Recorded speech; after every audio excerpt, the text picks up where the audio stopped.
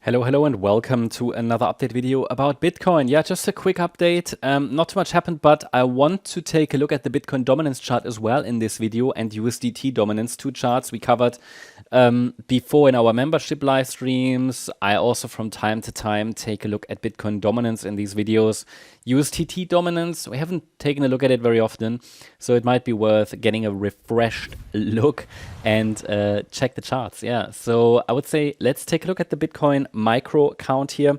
Has anything changed? I would recommend, if you're new on this channel, to check out the previous video from earlier today, because I covered the daily chart as well. But in this video, we just want to take a look at the micro, and I want to just answer one question someone has asked me, which is why is that 66,650 level so important? You know, isn't micro support down here important? You know, the Fibonacci support zone. I mean, they can still be relevant, but my point is that as long as we're holding this swing low, which is a B wave low, this is an invalidation point.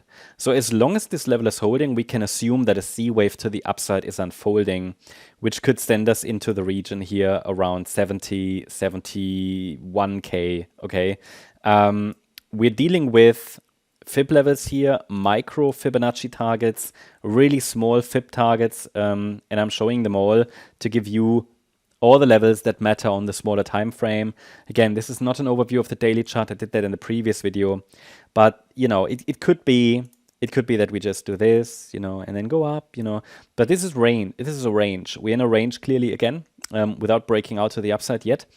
And the market can, you know, could easily give us another dip. But as long as we're holding that low, it's just the last swing low. It's more like, you know, without a break of that level, there is absolutely no evidence that a top has formed. I find this one here not so meaningful, this one from Friday, and therefore this is my key level. Below that level, there's swing low below at 64,850, but my communication was around that if we start to break these swing lows, these key levels, the focus will shift to the support area on the daily chart, because this is the most reliable one and could present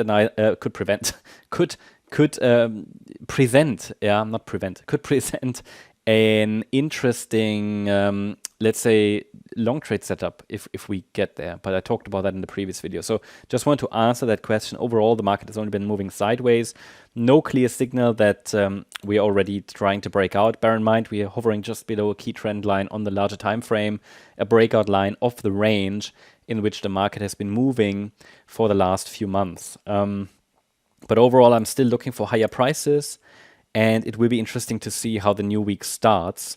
So again, let's say normally there's a bit of volatility around the weekly candle close. If we see a bit of a dip, but we hold above that red line, it's really just the noise. There's really nothing noteworthy there.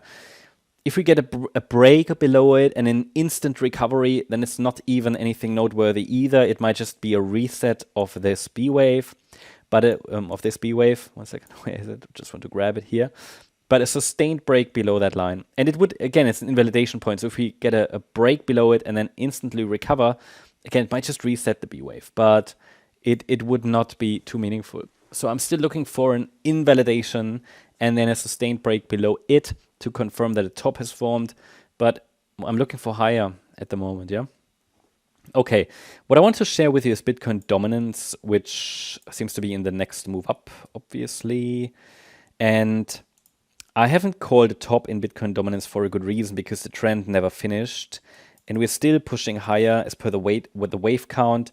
The last support area was observed here. It was even a retest of this trend line that we talked about before, but we haven't seen a larger wave for, you know, which might mean that we're still extending in the third. So my idea was that a larger degree fourth wave bottomed here in 2024 in January. We have a wave 1 up, wave 2 down. And then the idea was maybe this was the third, the fourth, fifth.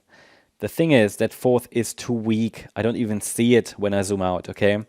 So I would actually say that the third is still extending, that we're still extending, and that fourth wave, that internal fourth wave of circle 5 never happened, because it's not a healthy wave 4 that we've seen. So this is what I would go with. Overall situation hasn't changed. We're still looking at higher. I mean, we're overall, if we zoom out a little bit, we're overall quite close to the end of that rally, in my opinion, but I will not confirm a top until we've broken below key support levels. So obviously, I gave you a support area recently that held, and I would want to see a break below that channel, okay, and that is still holding. So a lot of people are guessing where it might top. I'm like, we have an uptrend still, okay. We have an uptrend. ETH BTC chart is also still going down. Bitcoin dominance is going up.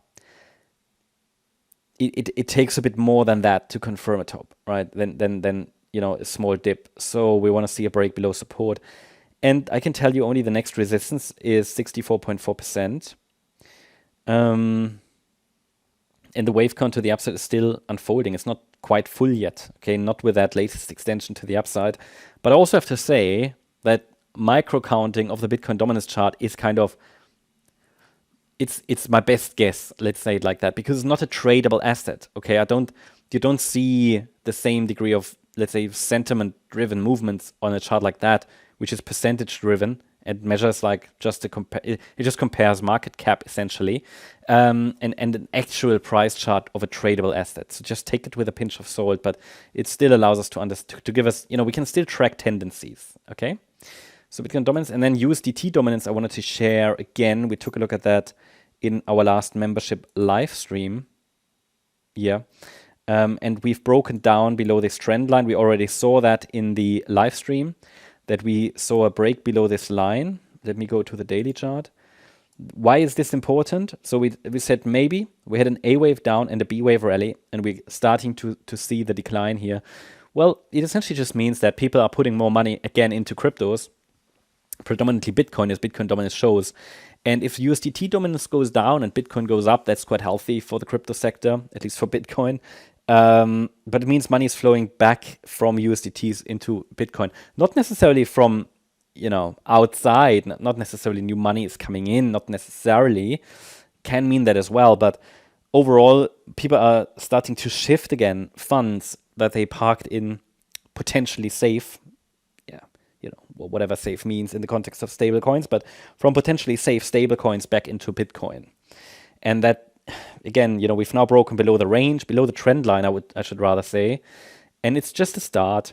So again, it just indicates a trend might be breaking. This uptrend might be breaking. It's the first time that this happened since March. So it's definitely something to observe. We've even broken below the last low there. Movement to the downside still looks corrective, but it is possible that this C wave is now unfolding, and it should take us to 2.75%, from an Elliott Wave point of view. Let's see if that actually happens. But overall, yeah, I mean, the B wave can still extend. It's just, obviously, again, like this Bitcoin dominance, this only helps us to identify tendencies. Now, this potential downtrend that's now starting will obviously be invalidated with a break above the last high. So if we now get above 5.9% again, it might need to start that decline later. Okay, but I'm overall watching. It should decline to get Bitcoin to new all-time highs. So that's the update about Bitcoin. Hope you liked the update. If you did, please hit the like button, leave a comment, and subscribe. And if you really like the content, then please check out the channel membership. Also, make sure that you follow us on Instagram and Twitter for additional content. Thanks a lot for watching. Bye-bye.